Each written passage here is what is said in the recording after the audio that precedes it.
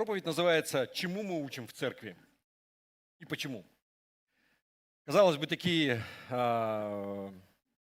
банальные вопросы, то есть в смысле. Но я поясню сейчас, почему я так назвал и почему я хочу именно этого коснуться. Я хочу вам рассказать одну историю. Это реальная история, правдивая. Я ее слышал уже давным-давно. Один проповедник в Америке, он рассказывал. Он приехал в один штат Джорджия, город Атланта, и в командировку там по своим делам. Тогда еще были справочные книги бумажные, желтой страницы называется. Он ее листал, искал ресторан какой-нибудь. Список ресторанов смотрит в округе, и название его привлекло внимание. Называется «Гриль, Церковь Божия». Ну и он просто набрал необычное название. Набрал номер, с той стороны сотрудник ресторана поднимает трубку и говорит: «Гриль-бар, Церковь Божия, чем могу помочь?» Ну, он просто спрашивает, говорит: «Ребята, расскажите, почему такое интересное название, нестандартное?» И очень забавная история была. Он говорит, что когда-то у нас здесь на месте, у нас была небольшая церковь, у нас проходили собрания, и в какой-то момент мы для того, чтобы помочь оплатить все счета, которые есть, мы начали по воскресеньям после собрания жарить курицу и продавать. Просто устроили гриль, продавали, и специалисты были хорошие, курицу жарили классно, людям очень понравилось. Со временем просто, говорит, дела вообще в гору пошли. То есть бизнес начал процветать до такой степени, что мы решили подсократить собрание. То есть сначала убрали молитвенное, потом сократили воскресное, а в конце концов решили вообще церковь закрыть и просто продавать курицу. А название осталось с тех пор. Гриль, Церковь Божия. К чему я это говорю? Вы знаете, церковь это не просто какое-то предприятие, когда мы что-то делаем, а потом куда вывезло, что-то начало хорошо получаться, давай это будем качать. То есть понятно, что это может быть такой какой-то экстремальный какой-то пример, крайность. Но тем не менее, вы знаете, я когда смотрю какие-то церкви, у нас очень много церквей занимаются социальной работой. И социальная работа – это хорошо. Вы не поймите меня неправильно, мы должны помогать людям. Кто-то леса спасает, кто-то животным помогает. Я верю, что все-таки у нас людей достаточно бедствующих, и, наверное, лучше именно этим заниматься. Но тем не менее, любая социальная работа. Но все-таки церковь, она предназначена немножко для другого. Вы понимаете? Это не означает, что церковь не должна заниматься социальной работой, я сейчас коснусь этого. Но давайте мы посмотрим, что Иисус сказал. Матфея, 28 глава, 18-20 стих, вы все знаете это местописание, и называется «Великое поручение», неофициально тогда. То есть это последние слова, которые Иисус произнес своим ученикам перед тем, как Он вознесся на небо. Матфея 28, 18-20 стих, и я читаю в новом русском переводе все. «Тогда, подойдя, Иисус сказал им: «Мне дана вся власть на небе и на земле, поэтому пойдите ко всем народам и сделайте их моими учениками. Крестите их во имя Отца, Сына и Святого Духа, и учите их исполнять все, что я вам повелел. А я буду с вами все время до скончания века». Это то, что Он заповедал ученикам, то есть нам. Он своим ученикам заповедал, и это передавалось из поколения в поколение. Это то, для чего была создана церковь. То, в чем заключается суть церкви и смысл. Именно поэтому, вы помните, наша миссия, то есть цель существования нашей церкви, церкви «Краеугольный камень» в городе Якутске, это, можно вывести на экран, миссия церкви. Исходя из этого просто современным языком. То есть говорить людям о Христе, приводить людей ко Христу. Вы понимаете, да, то есть я немножко, может быть, своими словами. У нас слайд из прошлой проповеди, но ничего. Научить жить по христианским ценностям, в конечном итоге, чтобы жизнь людей, она изменилась к лучшему. Но из того, что здесь Иисус, Он говорил: «Пойдите ко всем народам, сделайте их моими учениками». То есть, во-первых, мы должны идти, мы должны говорить о Христе, да? И не просто говорить, но потом делать учениками. Дальше что? Когда они приняли Христа, крестите их во имя Отца, Сына и Святого Духа, и потом и научите их исполнять все, чему Иисус учил. И вот именно поэтому, знаете, вот я сейчас перед собранием, когда давал объявление, я делал рекламу библейских курсов. Вы знаете, это то звено, я верю, что вот научите, то, что здесь, это именно не просто про проповедь во время собраний воскресных. Потому что раз в неделю, когда ты просто слушаешь, просто проповедь, 45 минут, ты не делаешь никакое домашнее задание, если ты ничего не учишь, такое себе учение, я вам скажу. Оно может мотивировать к чему-то, проповедь, может побудить к чему-то, но глубокого учения оно не дает. Вы понимаете, о чем я? И это то, я верю, что у нас долгое время не хватало в церкви для полноценного исполнения великого поручения. Да, мы идем, мы говорим, мы приводим людей ко Христу, мы делаем учениками, но вот по-настоящему научить мы долгое время не могли. И сейчас я верю, что вот как бы церковь, она входит вот в эту полноту. И смотрите, у нас такой вот цикл. То есть проповеди, потом у нас курс «Первые шаги с Богом», потом дальше у нас библейские курсы, где Библию изучают, дальше лидерские курсы. То есть это постоянный рост и постоянное учение какое-то. Вы понимаете? И я верю, что в этом и заключается миссия и главная цель церкви. Согласно Иисусу. Вы согласны? Мы не должны в какой-то момент осознать, что у нас, например, фонарики классно светят, музыка хорошо играет, а давайте лучший концертный зал сделаем. Будем билеты продавать, артистов привозить. Вы понимаете, я просто утрирую. Но суть церкви, она в другом. Это все хорошо, все классно. Итак, миссия церкви. Говорить людям о Христе, приводить людей ко Христу, научить жить по христианским ценностям, чтобы в конечном итоге жизнь людей она менялась. Но помимо этого у нас также есть видение. Я просто напомню, прежде чем я дальше пойду. Видение – это то, как мы достигаем миссию. Это культура внутри церкви. Что мы делаем и как мы делаем. Можно следующий слайд? Церковь любви. Что это означает? Это означает, что цели, они важны. Но сам процесс, он также важен. Мы не достигаем целей, идя по головам, и никому горло не грызем. Вы понимаете, да? Это также означает, что, помните, все, что говорил Иисус. Заповедь новую даю я вам. Возлюби ближнего своего, как я возлюбил вас. Мы должны любить вокруг людей, прежде всего здесь у нас, так как Иисус возлюбил. Следующее – церковь для всех. Что это также означает? В самом широком смысле. У нас не церковь какой-то одной национальности, прежде всего. Ни русских, ни якутов. Церковь для всех. Или любые другие народности. У нас не церковь, которая делится по социальному статусу. Не для определенной какой-то группы. Она для всех. Вы понимаете, да? И так далее, и так далее. Дальше, церковь развития. Мы верим, что Бог заложил таланты, как и природные, которые даны человеку от рождения, так и которые потом духовные, которые человек приобретает в процессе, когда он покаялся. И церковь – это то место, где ты можешь развить свои таланты. Ты можешь служить другим людям, развивая то, что вложено в тебя. Поэтому церковь развития в этом смысле. Церковь будущих поколений. Мы сейчас детей отпустили вниз, то есть все будущие поколения почти туда ушли. Но тем не менее, я смотрю, у нас мы помоложе стали. Церковь, что это означает? Я, помните, вам говорил, когда мне пришло осознание такое, когда я смотрел в зал и просто седое море, потому что я знаю всех людей в зале, потому что мы покаялись вместе в 90-х годах, и мы все вместе состарились. Если в церкви нет новых людей, что-то ненормально. Вы понимаете?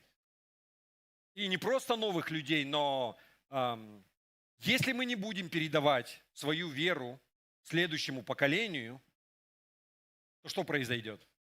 мамонты так и вымерли.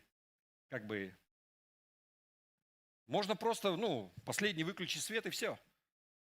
Поэтому это, знаете, не просто какой-то процесс, а мы, например, то есть, тем, кому 50, то есть это поколение 20 лет, да, ориентировочно. То есть мы должны передавать 30-летним, 30-летние должны передавать тем, кому там по 15, вы понимаете? То есть мы уже через поколение. И это постоянный процесс. Хорошо. И также церковь полных семей, видение. Я верю, что на нашей церкви есть особое помазание, чтобы чтобы семьи, они были полноценными. Это что означает? Это означает, что муж и жена, они соединяются, жизнь становится лучше. Они не разводятся. Вы понимаете, да, вот именно в это. Я верю, что на протяжении просто всей истории церкви такое было, что семьи, они воссоединялись, они восстанавливались, и есть особое помазание на этом. Итак, я просто вам напомнил миссию, видение. Я думаю, что к Новому году мы распечатаем все. Почему это важно? Почему я проговариваю это периодически?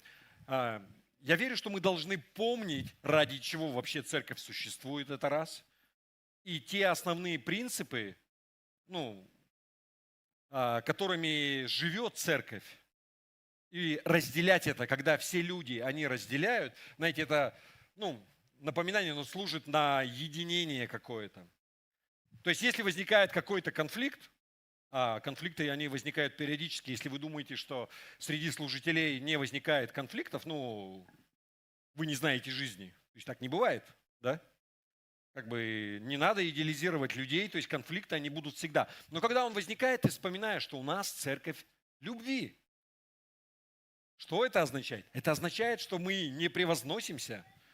Если кто-то даже и ошибся, и он был неправ, мы его ногами не затаптываем. Вы понимаете, да?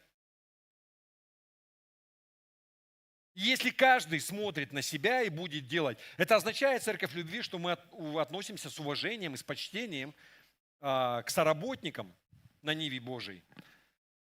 И когда каждый делает так, возникает общий церковь любви. Вот эта атмосфера взаимоуважения, почтения. Смотрите, вся суть именно, все, наверное, хотят быть в такой атмосфере, здравые люди. Когда легко, непринужденно, свобода, она располагает и к творчеству, и каким-то у тебя порывы какие-то. Но если гнетущая атмосфера, она вообще к этому не располагает. Вы со мной? Хорошо. Итак, сегодня я бы хотел, мы уже много смотрели на первые части, то есть мы должны говорить и о Христе, приводить людей, крестить их, и мы всегда этого касались. Но сегодня я бы хотел конкретно коснуться темы учения, чему мы должны учить в церкви. И вы знаете, некоторые люди, они приходят в церковь с таким пониманием, что в церкви должны говорить, какой-то набор правил давать. Помните, как я говорил, например, библейские истины, например, из Библии, да, что Библия нам говорит, как например, преуспевать в жизни, как преуспевать в семейной жизни, еще в чем-то. Делай то, делай это, делай вот так, и тогда ты будешь угоден Богу. Есть такое мнение. Но я хочу вам также пример привести. Знаете, в Штатах в начале 20 века, почему я беру Штаты, потому что не знаю, такой пример, протестантское движение там давно зародилось. В России на самом деле, может быть, и раньше, но оно было такое для избранных, так скажем, в основном у нас знать, князья в Петербурге, то есть протестанты начались оттуда, в России. Но из Европы в Америку в свое время уехало много-много людей, то есть в том числе и по религиозным причинам уезжали, и протестантов там было много, и в начале 20 века возникло движение за святость, так называемое. И на самом деле побуждения были хорошие, лучшие. Суть в чем? Церковные лидеры начали обращать внимание, что народ как-то с моралью стало совсем все плохо.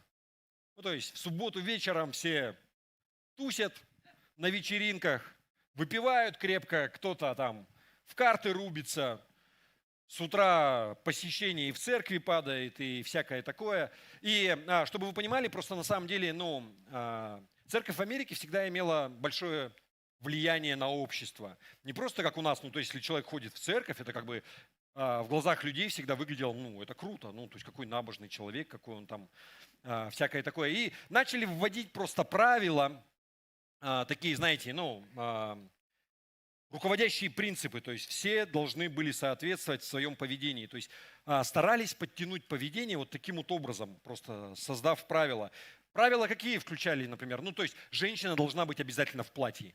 То есть никаких брюк, например, да, без яркого макияжа. Такое вот. Запрещалось играть в карты. То есть вообще табу. У нас, в принципе, сейчас во многих протестантских церквях, не поощряется, подводится под это, то есть это азартные игры, то есть игра в карты изначально это про деньги. Это азартная игра, в смысле, и, как правило, если кто играл в определенных кругах, есть профессиональные игроки, каталы, которые, сколько бы ты ни играл, ты обязательно будешь должен. Это все равно, что как в казино пойти. Но вы знаете, и прочее, прочее, прочее. То есть все правила, они должны были подтянуть вот именно мораль и дисциплину в общении, в обществе. Но вы знаете, что на самом деле, что произошло? Появился такой дух осуждения в церкви. Такое, как фарисейство такое. Потому что те, кто нарушал вот эти вот искусственные правила, созданные людьми, и остальные люди, которые их соблюдали, они смотрели на них свысока и с таким чувством, осуждения. Они считали, что какие недуховные люди, безбожники. Исключали из церковных списков там и так далее. И что я хочу подчеркнуть? Вы знаете, вот движение за святость, вот это, которое там, так называлось, мотивы хорошие, но оно путало придуманные человеком правила со Словом Божьим. Вы понимаете, о чем я? Я сейчас поясню. Просто это то же самое, что в свое время случилось с фарисеями. Они были супер-пупер мастера в придумывании всяких правил.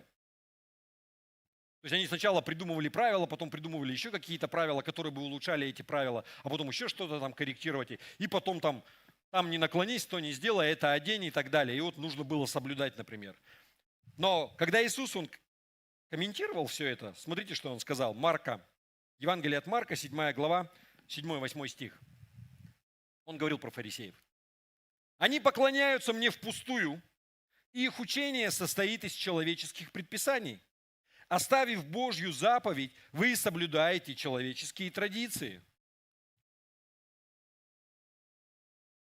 Когда укореняется вот подобный такой, знаете, менталитет, когда люди начинают выдумывать много-много правил для того, чтобы, намерения это благие, но как результат потом начинают люди осуждать других. Давайте мы посмотрим Иакова, 4 глава, 11 стих.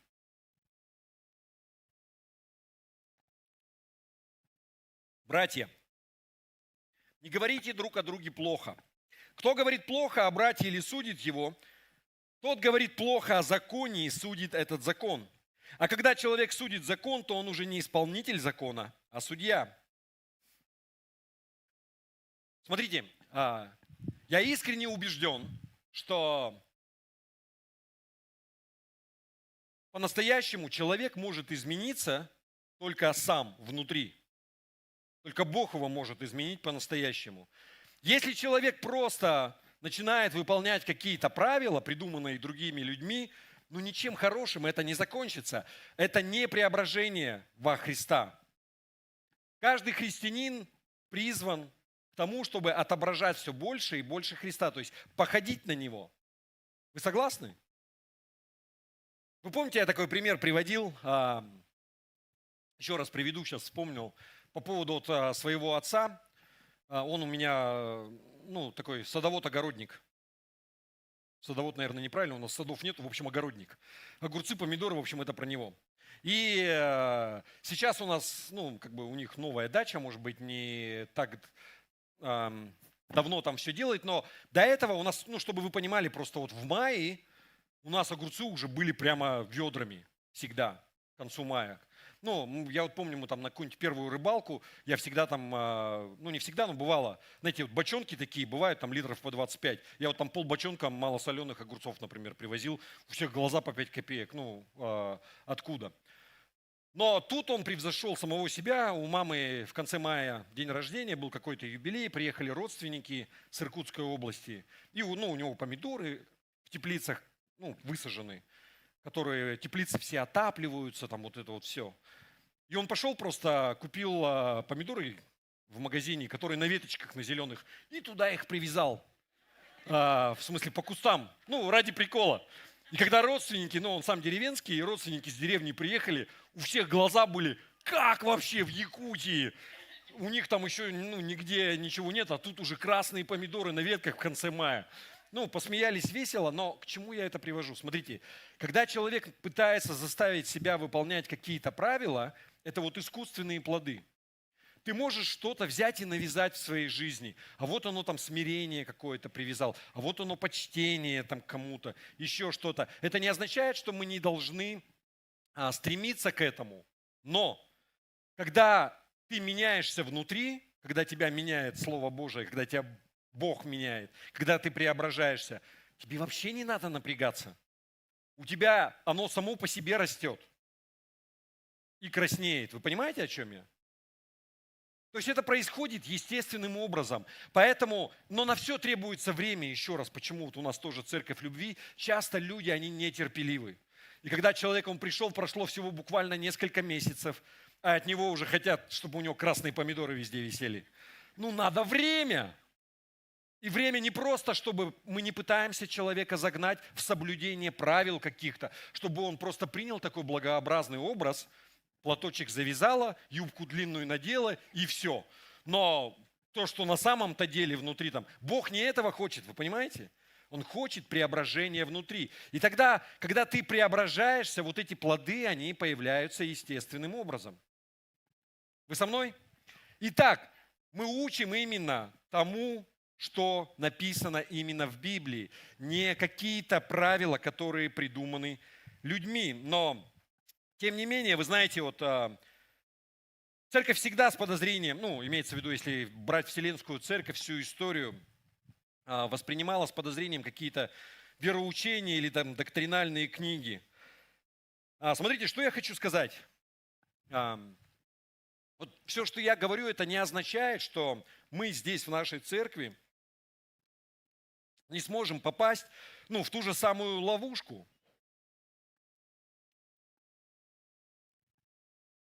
Что я имею в виду? То есть начать что-то придумывать, говорить, но просто нам нужно держать в уме, что на самом деле церковь существует не вчера, уже больше 2000 лет.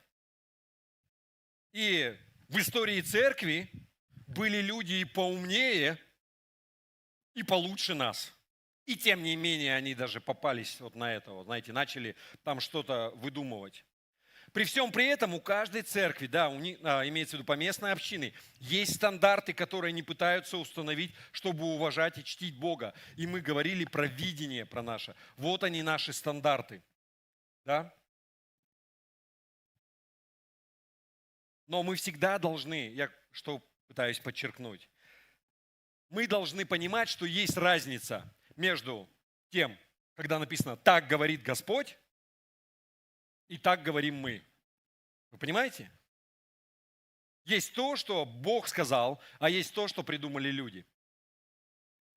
Следующее, да, смотрите, в каких-то церквях, ну, может быть, считают, что... То есть первое, мы вот сейчас говорили про то, что некоторые считают, что в церкви должны учить каким-то правилам поведения, благообразности, вот делай то-то, то-то и то-то, и Бог будет тобой доволен. В других церквях кто-то считает, что нужно учить нравственности, социальной ответственности, как жить в обществе, чтобы ну, люди были хорошими людьми. В этом нет ничего плохого. За исключением тех случаев, когда это становится самоцелью. Помните пример в самом начале про гриль? Цель в церкви другая. Вы знаете, в США есть церкви, которые занимаются социальными программами. Почему опять я беру Штаты? Ну, как правило, знаете, они все-таки во многих сферах являются законодателями. Я уже просто смотрю, сначала в Америке, через 10 лет в Москве, через 10 лет в Якутске. То есть у нас такой лаг по времени, например. Я смотрю, что происходит сейчас там, и то есть церкви вообще там в такие дебри начинают лезть. Кто-то там за тропические леса в Амазонии топит. В смысле, собирают деньги. Кто-то поддерживает политиков. Вы посмотрите, вот сейчас. Все радовались, когда действующий президент в Штатах, да, я помню, как его зовут, Трамп, он получил широкую поддержку в определенных слоях у протестантов. Если кто-то, все вот эти вот молитвенные завтраки, там они с новой силой, то есть там вот у него есть там своя, это женщина, пастор, такая экстравагантная, прямо такая крайне харизматичная имеется в виду. И хорошо это или плохо? Смотрите, вот все радовались, и у нас тоже в том числе, да посмотрите, да какой, как он к верующим там и так далее. У меня вообще на самом деле большой вопрос вот по поводу его веры и вообще всех вот этих вещей. Но сейчас, когда он творит какие-то непонятные вещи и дела, и, по-моему, даже те проповедники, они не рады, что они так близко к нему, приблизились и так топили за него. Я что пытаюсь донести? Смотрите, мы призваны проповедовать Христа распятого. Когда церковь начинает ударяться в политику, поддерживать одну сторону или другую сторону, как правило, ничем хорошим это не заканчивается. Еще раз, Евангелие, оно аполитичное, это прямо мои глубокие убеждения. Если ты хочешь участвовать в политической жизни страны, тебе нужно зарегистрировать партию, либо влиться в какую-то действующую партию. У нас есть всякие там новые люди, Единые России и так далее. И просто церковь это про другое. Смотрите, мы как верующие и как граждане страны можем иметь свою гражданскую позицию и свои политические взгляды. И заниматься политикой там чем-то, но как верующие в церкви и как церковь вообще, платформа, она должна предоставляться для других воззрений. Мы проповедуем Христа, вы понимаете, да? Мы не топим за какого-то политика или за какую-то идею. Еще раз, мы можем там что-то делать, но это не должно быть центром нашего внимания. Хорошо? Еще раз, наша главная цель, она изложена в великом поручении. Матфея 28, с 18 по 22 стих. То есть мы говорим про Христа, приводим ко Христу, делаем людей Его учениками, учим их тому, чему учил Иисус. И опять же, если посмотреть на Иисуса, Он редко когда говорил о социальных проблемах и о политических конфликтах. Но на чем Он сосредотачивался? На личной ответственности верующего и на личном преображении, личном послушании человека Богу. Вы согласны со мной? Когда Иисус, Он жил на этой земле, Иудея, она была под оккупацией римлян. То есть оккупанты были. Где-нибудь мы читаем какие-то слова осуждения? Вообще ничего. Более того, когда его там пытались с подковыркой вот именно на эту тему затащить, помните, когда нужно ли нам налоги платить? Если мы живем в государстве, ты не будешь платить налоги, как ты думаешь, чем все кончится? Чем хорошим? Он сказал, что изображение на монете? Говорит, царя, кесаря. Так отдавайте кесарю кесарева, Богу Божие. Итак, просто проблема социально значимых вот таких, церквей, они часто беспокоятся о том, что они считают важным, то есть больше об этом беспокоятся, чем о том, что делает Бог. В этом вся загвоздка, у меня только с этим проблема. Часто делают какие-то хорошие вещи, но центр, фокус должен быть на другом. Итак, чему же мы должны учить новообращенных? Логично посмотреть Слово Божие, да? Давайте посмотрим. 2 Тимофею, 3 глава, 16-17 стих. Вы знаете это местописание, я его неоднократно приводил. Все Писание вдохновлено Богом и полезно для научения, обличения, исправления, для наставления в праведности, чтобы Божий человек был полностью готов для любого доброго дела. Смотрите, Библия вдохновлена Богом, наполнена Его волей и Его силой. Она специально разработана для того, чтобы учить как новообращенных, так и людей, кто уже давным-давно в вере. Павел писал, да, хотя он был и раввином в свое время, да, изучал Писание до того, как обратился ко Христу. То есть он знал Слово. Но он пишет, что «я не считаю себя достигшим», что это процесс длиною в жизнь, что я все время постигаю и постигаю Бога. Когда мы впадаем в грех, роль Библии заключается в том, чтобы обличать нас, да, но самая главная ее цель – это исправлять нас. Не просто показывать нам, да.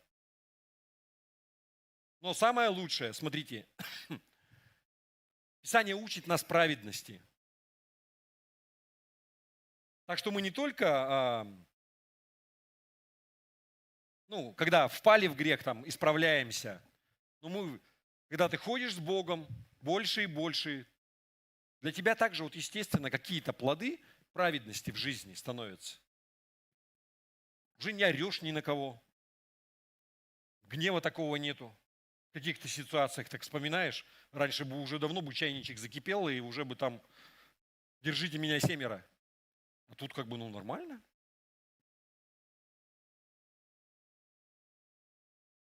Итак, почему некоторые церкви отводят Священному Писанию, как бы это парадоксально ни звучало, второстепенное место по сравнению с какими-то законами и правилами, созданными человеками, людьми или социальными программами какими-то?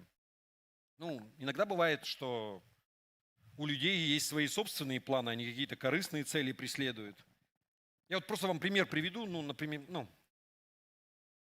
знаете, одна церковь в поселке, поселок городского типа, то есть такой провинция, не у нас. У них была больница, и больница, название больница, а на самом деле там какой-то фельдшер с непонятным образованием, из всех лекарств там только зеленка, парацетамол и ножпа. Вы знаете, да, такие вот. Сейчас у нас, слава богу, тоже меняется все в стране. Земской доктор там как-то врачами наполняет, то есть максимум, что могли в этой больнице сделать, это пластырь приклеить и зеленкой помазать, да. Но при всем при этом, если кто-то жил в таких условиях, когда тебе нужна помощь, ты будешь рад даже этому, что просто какой-то фельдшер есть. И был такой период, в принципе, в стране у нас, наверное, финансирования не было вообще все разваливалось. То есть там ни медикаментов, ничего не было. И церковь, они приняли решение, что у них были отложены деньги там, на миссию, на какие-то вещи, на строительство здания. Они решили на эти деньги поддерживать эту больницу сначала. И один из руководства, то есть у них там был совет, он сказал: так, ребят, постойте. Идея-то классная, в смысле здорово поддерживать все это, но церковь, она про другое. Вы понимаете? Он просто, классно сказал, говорит, я, сам пойду, давайте будем сборы делать отдельные, деньги на это собирать. Но то, что мы откладывали, десятину, то, что люди приносили, и мы там планировали что-то, оно про другое. Церковь, у нее цель другая. Да, мы должны поддерживать, да, мы там должны заботиться. И да, это, наше общество. Но, тем не менее, вы понимаете, о чем я? То есть я не хочу звучать таким, что давайте там все обрежем. Но мы призваны людей делать учениками, крестя и уча их повиноваться. Слава Богу, сейчас государство выполняет свои функции во многом, в том числе у нас, если медицина, то есть это государственная сфера, то есть люди платят налоги, на эти налоги существуют больницы там в том числе, и когда это функционирует, хорошо. Но я хочу вам показать просто сам принцип, когда расставляются приоритеты. Смотрите, я просто хочу привести пример, не в нашей церкви, но тем не менее ко мне знакомая подходила, мы просто разговаривали, и она поделилась тем, что она часть своей десятины Еще раз, внимание, это была десятина, то есть 10-я часть от ее прибыли, она откладывала для социального проекта. Ну, не просто откладывала, она отправляла. Вот просто на поддержку там социальной работы определенной, ну, неважно какой. И знаете, когда я узнал, я сказал, ну, ты делаешь неправильно. Вот твоя десятина, она должна быть, ну, это Божьи деньги. Ты должна их отдавать в церковь. Если ты хочешь участвовать в каких-то социальных программах и так далее, ну, никто не запрещает. Ты можешь поддерживать, ну, помимо этих. Но вот то, что если ты откладываешь, это для Бога. Вы понимаете, о чем я? И это по-библейски. Просто люди иногда часто путают, классно сказал, люди часто путают теплое с мягким. Ну, в общем же, хорошее дело, благое, там и Богу дать, и там туда дать. Да, хорошее и благое, но это разные вещи. Еще раз, мы как первоначальное призвание каждого верующего, да, мы распространяем Евангелие, мы приводим людей к Богу. На самом деле, если вдуматься в это, вы знаете, наверное, многие сталкивались, что по-настоящему человека изменить может только Бог. Я вам могу сказать, что вот это окупится даже больше, чем любая какая-то социальная программа. Ну, по-разному есть, но вы понимаете, о чем я. То есть какой бы ни был, например, реабилитационный центр, вот часто есть просто мирские, когда там какую-то психологию или там что-то, ну, или там дисциплину человеку прививает, иногда это нужно, да, чтобы исправить, но ничто не сравнится с Богом. Вы понимаете? По-настоящему. Знаете, я просто вот такое выражение, у меня друзья были, там, ну, бывших наркоманов не бывает. И это правда. Ну, в том смысле, что, как любое, как про наркоманов говорят, либо молится, либо колется. То есть ты либо с Богом, как только ты отошел, дьявол тебя начинает цеплять обратно. Но Бог может изменить по-настоящему. Итак, мы говорим про социальные вещи и про то, что мы как церковь должны прежде всего быть сфокусированы на том, что нам Бог сказал. Но и также каждый из нас, в том числе, вот как вот этот пример я привел. Чтобы не получилось, сейчас вам такой, знаете, тоже примеры из реальной жизни. Маленький мальчик, детсадовского возраста. И вот он там тоже, ну, родители там в церкви что-то дают, и он тоже, у него какие-то есть там карманные деньги, ему выделяет, он, значит, 10 рублей, это у него десятина. И 10 рублей ему дали на мороженое, мама. То есть у него 20 рублей. То есть еще в те времена, когда можно было за 10 рублей купить мороженое. И он, как любой маленький мальчик, идет эту одну монету, подбрасывает, ловит, там что-то загадывает. Опять подбрасывает, она падает и укатывается куда-то там в канализацию. И он такой стоит. Ну, прости, Господи. Это была Божья часть, я так понимаю, которая укатилась, понимаете? Но это маленький мальчик.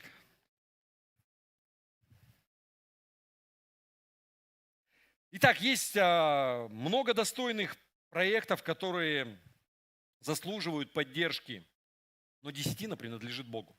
Аминь. Вот смысл всех иллюстраций, да, много благородных дел.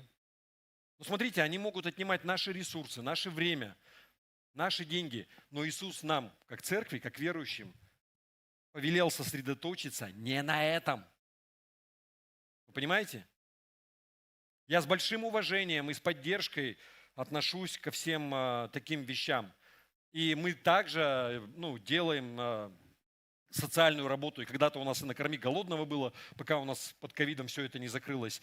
И подарки, и многие-многие вещи. Кого-то мы куда-то отправляем там в реп-центры. И церковь должна это делать. Но это не должно быть центром нашего внимания. Понимаете? Следующая причина, по которой как я полагаю, некоторые церкви отводят Библии второстепенное место по сравнению с другими программами, это то, что люди часто недооценивают силу чистого Писания. Что я имею в виду? Давайте посмотрим. Бог сказал, Исайя 55 глава, 10-11 стих. «Как дождь и снег не сходят с небес и не возвращаются, не напоив землю, но делают ее способной рождать и произрастать, чтобы она дала сеятелю зерно и едоку хлеб, так и слово мое, что исходит из моих уст, оно не вернется ко мне напрасным, но совершит то, чего я хочу, и достигнет того, для чего я его послал». Вы понимаете? Вы знаете, мы сейчас дома начали шкафы прибирать книжные, потому что места не хватает, все распухло. Я смотрю, там чуть ли не с 90-х какие-то книги, еще гараж весь забит всякими книгами. Ну, то есть, если мы, знаете, мы когда переезжали в Москву, в московский регион, 3-4 года там прожили, потом в 2008 вернулись обратно, как раз после кризиса, и какие-то вот коробки мы тогда еще отправили с книгами обратно. Я вот прихожу, они в гараже так заскочеванные стоят, то есть настолько ценные книги. Ну, я не к этому, я что хочу сказать. Вы знаете, когда ко мне подходят и спрашивают что-то, какого-то проповедника, еще что-то, я вот на себя смотрю, я лучше почитаю Библию, чем какого-то уважаемого проповедника. Я верю, что Евангелие, сама Библия, Слово Божие, оно доступно, и Бог дал нам мозги не просто так. И Он может говорить с тобой лично, и тебе не нужен какой-то человек, который тебе переведет и подаст все в нужном ракурсе, что там написано и какую-то там эту. Что я хочу сказать? Здорово читать каких-то книги, там, великих проповедников, кого бы ни было, но ничто не заменит чтение Писания. Вообще ничто. Если ты читаешь только какую-то литературу, о Библии и какие-то трактовки, то ты делаешь неправильно. Убери лучше вообще все, лучше почитай Библию. Почему? Давайте посмотрим. Еврея 4 глава, 12 стих. Ведь Слово Божие это Библия, да? Живет и действует. Оно острее, чем любой обоюдоострый меч, и проникает в самые глубины нашей сущности, туда, где проходит граница между душой и духом, до суставов и костного мозга. Оно судит мысли и сердечные побуждения. Смотрите, в Священном Писании, в Библии есть сила. В Слове Божьем есть сила. Сила, способная изменить человека, который просто читает Библию. За него никто не молился, ничего не делали, рук не возлагали. Но человек просто читает, и это меняет его, жизнь его меняется. Кто-то может засвидетельствовать? У кого-то было такое? Есть множество примеров, как просто чтение Слова Божьего меняло жизни людей. Я вам просто несколько примеров приведу. То есть один молодой человек, он с малолетства был вовлечен во всевозможные преступные схемы, то есть воровали, грабили, то там, то сям, как раз планировали такое нормальное дело, ограбление, чтобы с долгами расплатиться. Но девушка, с которой он жил, она начала ходить в церковь на изучение Библии. Какие-то курсы были. И он просто, буквально через месяц он замечает, что она изменилась.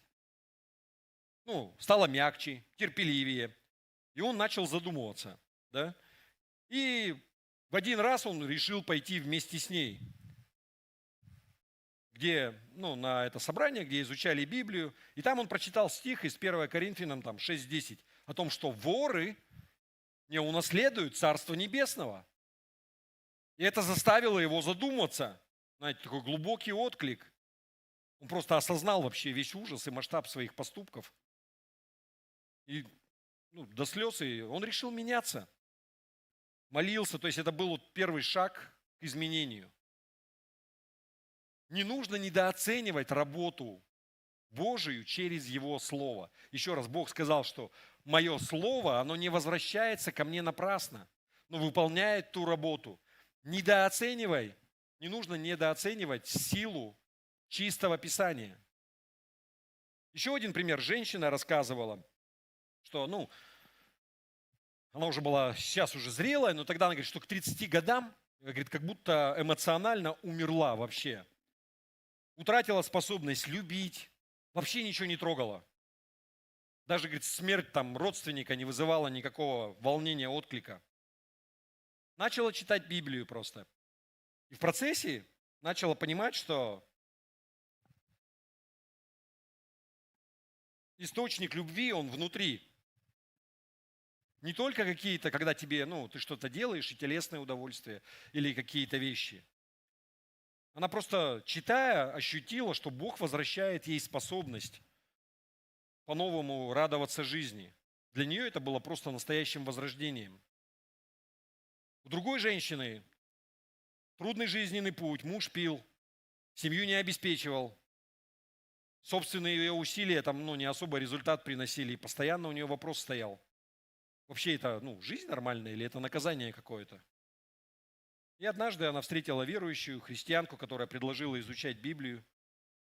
И в процессе она узнала о существовании любящего Бога.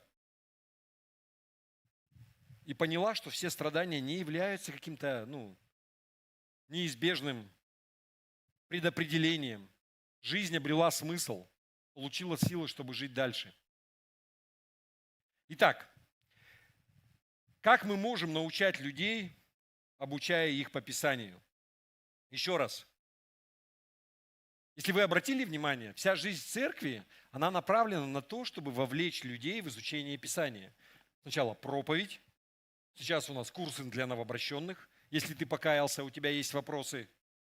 Библейские курсы. И дальше, у нас лидерские курсы. Мы призваны к тому, чтобы изучать Слово Божие.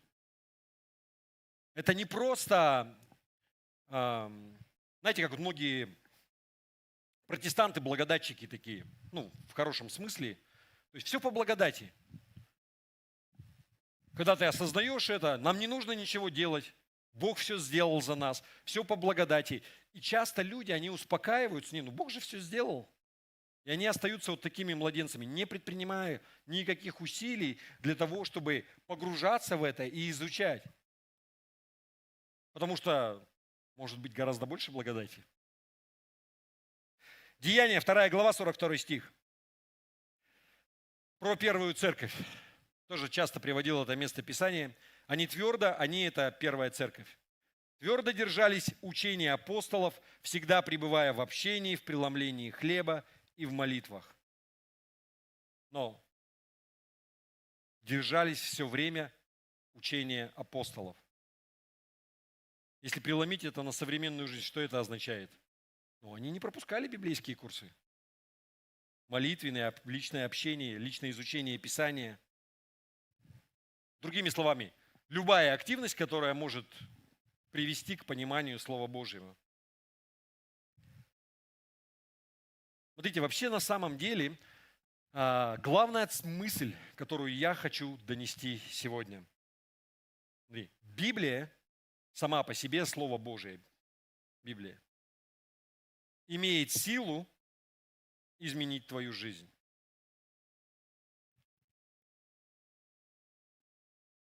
И ты можешь изменить ее, просто читая Слово Божие. Если ты молишься, просишь, Господи, говори со мной, Бог в том числе может говорить с тобой через Писание. В конце я еще раз хочу, просто можно слайд вывести, напомнить вам миссию церкви. То есть миссия любой организации – это цель, для чего она существует. И миссия церкви – это идти к людям, рассказывать им об Иисусе, делать из людей учеников Христа, научить людей исполнять всему, чему учил Иисус, и в итоге изменить жизнь людей к лучшему. И видение церкви. Можно следующий слайд? Помните, церковь любви, церковь для всех, церковь развития, церковь будущих поколений и церковь полных семей. Аминь.